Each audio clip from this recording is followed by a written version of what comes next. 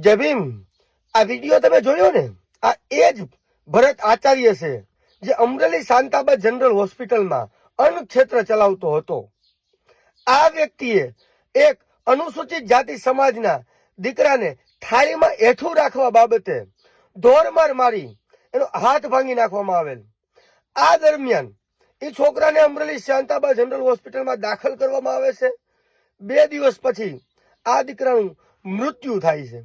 હવે સમાજ અને આગેવાનોનું એવું કહેવું છે કે આ જે દીકરો મૃત્યુ પામ્યો છે ક્યાંક ને ક્યાંક આ ભરત આચાર્યના લીધે ઢોરમાર મારવાથી આ દીકરાનું મૃત્યુ થયું છે। એટલે અમે સમાજના કાર્યકરો અને સમાજ પોલીસ પાસે માંગણી માંગીએ છીએ કે જ્યાં સુધી આ દીકરાને ન્યાય નહીં આપવામાં આવે ત્યાં સુધી અમે ડેડ બોડી લેવાના નથી અને અમે અમારા ઘરે જ આંદોલન કરવાના છીએ। હવે આજે ઈ વાતને 11 દિવસ થઈ ગયા।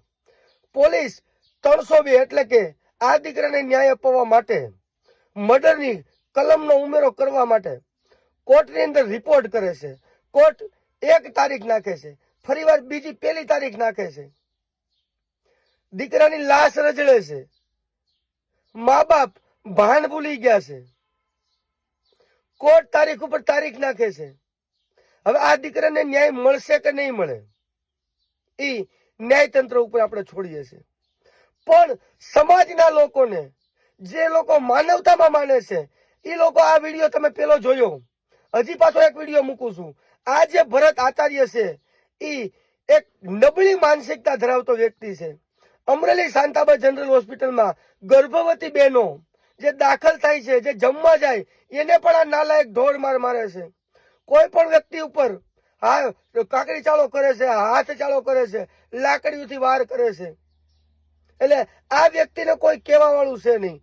પોલીસ તંત્રને હું ખાસ કહેવું છું કે તમે એટ્રોસિટી એક્ટની અંદર તમે અર્નેસ્ટ કુમારના જજમેન્ટ ઉપર આ આચાર્યને છોડી તો દીધો, પણ તમને વિડિયા ધ્યાનમાં ન આવ્યા। તમને એટ્રોસિટી એક્ટ સ્પેશિયલ એક્ટ છે એ તમને ધ્યાનમાં ન આવ્યું।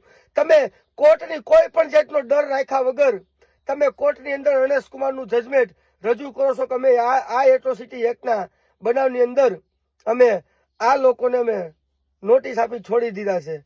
કોઈ વાંધો નથી, તમ તારે જેમ કરો એમ કરો, તમને સારું લાગે એમ તમે કાયદાની ધજિયા ઉડાવી દો। કાયદા પ્રધાન માત્ર ને માત્ર ખાલી કાયદા પ્રધાનની સીટ સંભાળવા પૂરતા જ છે।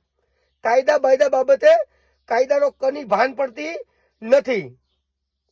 અમુક લોકો ઉપર આપણે આક્ષેપ નથી કરી શકીએ એમ, નહીતર તો એની ઉપર કરીએ, કેમ કે ક્યાંક ને ક્યાંક આપણે બાંધી દીધા છે। આજે આ ચૂંટણી ગઈ એમાં તો લોકશાહીની હત્યા કરવાનો પૂરેપૂરો પ્રયાસ કર્યો જ છે, પણ આ લોકો ઉપર અન્યાય થાય, અત્યાચાર થાય, મર્ડર થાય, બળાત્કાર થાય, આ બધું થાય ત્યારે પણ લોકોને ન્યાય મળતો નથી। એ પછી દેવી પૂજક સમાજની દીકરીમાં 18 દિવસ બેઠા હોય કે આજે 11 દિવસથી અનુસૂચિત જાતિ સમાજના દીકરાની dead body Bhavnagar civil hospital રઝળતી હોય, મા બાપનું રુદન સમાજથી જોવાતું ન હોય।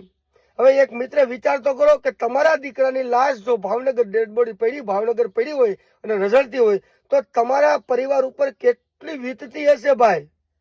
હે, તમે તારીખ ઉપર તારીખ નાખો છો, તમને શરમ આવવી પડે ભાઈ। તમે તારીખ ઉપર તારીખ માગો છો, તમારામાં માનવતા અમારી મરી ગઈ છે, તમને એક પણ વખત વિચાર નથી આવતો કે ડેડ બોડી પડી છે। હા કે નાનો જવાબ આપી દો, અથવા તો તમે નક્કી કરી લો કે આમ જ થાય એમ છે। તમને પૂરેપૂરી સત્તા હશે। તમે આવી રીતે કોઈના ઘર ઉપર તમે દુઃખના ડુંગર પડતા જોવ છો, તમારામાં માનવતા બિલકુલ મરી ગઈ છે। ભલે મિત્રો જે કઈ છે, પણ આ ભરત આચાર્ય છે એને પૂરેપૂરો ફેમસ કરો। આની અંદર જે હું 2 વિડીયો હજી મૂકું છું અને આ વિડીયો પૂરેપૂરો વાયરલ કરજો, જેથી કરીને આ ભરત આચાર્યની માનસિકતા કેવી છે એ લોકો જોવે। જય ભીમ, જય સંવિધાન।